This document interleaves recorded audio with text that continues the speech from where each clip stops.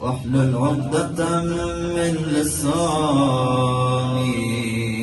يفقهوا قولي يا كريم.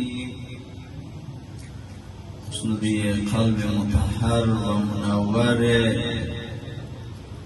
مهدی گلشکن و تعجیل در تشریف آوری آن حضرت عنایت فرمایید. صلوات جلیل.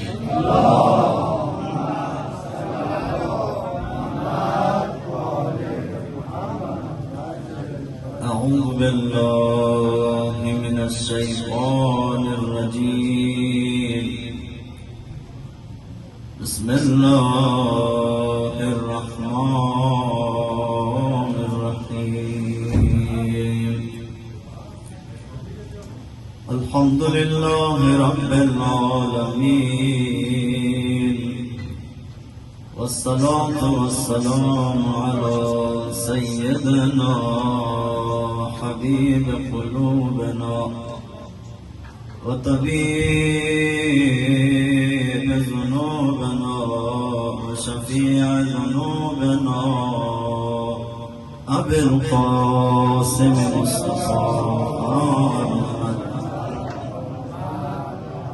وعلى أهل بيته الطيبين الطاهرين المعصومين الهداة المهديين وأصحابه المنتجبين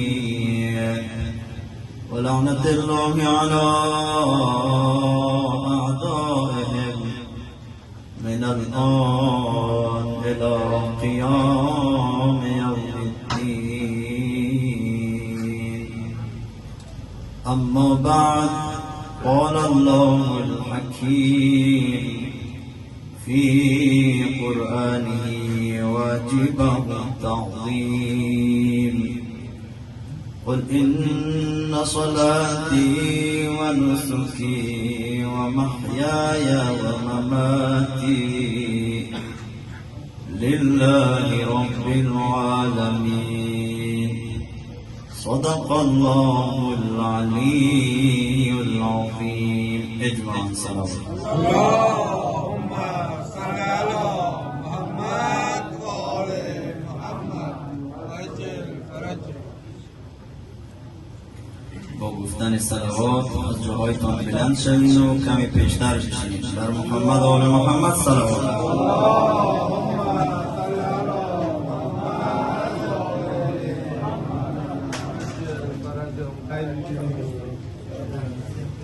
نخست از همه به حول و قوه پروردگار دو جهان و ثانیاً با کسب اجازه از محضر صاحب مجلس حضرت بقیت الله الاعظم و شما دلدادگان این مکتب،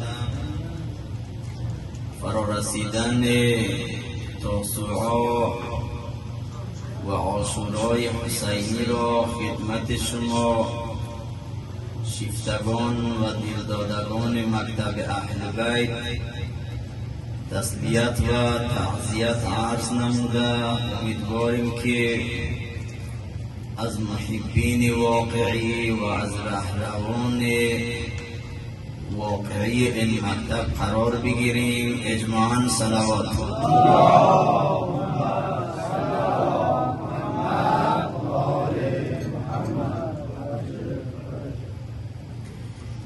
اجازه دهید امشب حول و حوش آیه متبرکه واف هدایه که در طلیعه سخنم قرائت کردم تحت عنوان اخلاص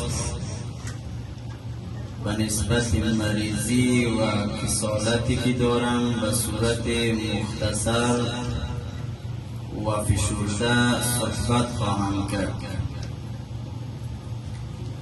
کلمه اخلاص از ریشه خلاصه گرفته شده و خلصه به معنی پاک بودن و ناب بودن است.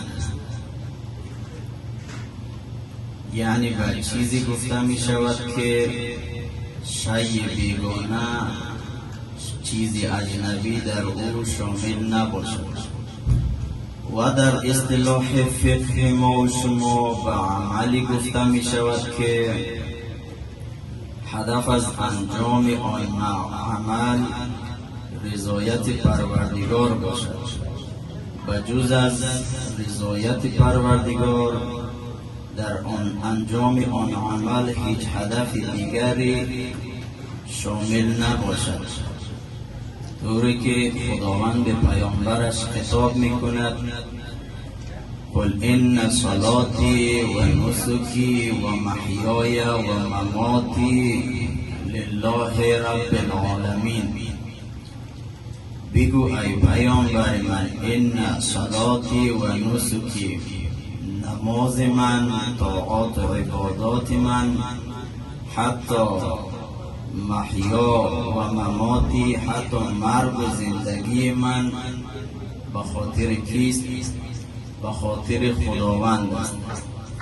و هدف از ایجاد انسان‌ها و هدف آفرینش نیز هم عبادت برای خداوند است. طوری که آیه قرآن می‌فرماید: و ما خلقت الجن والانس الا لیعبدون. ما جن و انس را خلق نکردیم مگر برای چی؟ برای عبادت. و ایضا آیه دیگری داریم: الذی خلق الموت والحیات لیبلوکم ایکم احسن عملا. خدایی که همه موجودات را خلق کرد و انسان را خلق کرد، دلیلش این است: لیبلوکم ایکم احسن عملا، برای اینکه شما را امتحان کند. و چی امتحان کند؟ ایکم احسن عملا، کدامی از شما کارهای نیکو انجام میدهید. ببینید همین آیه را انکشاف بدهیم و باز کنیم.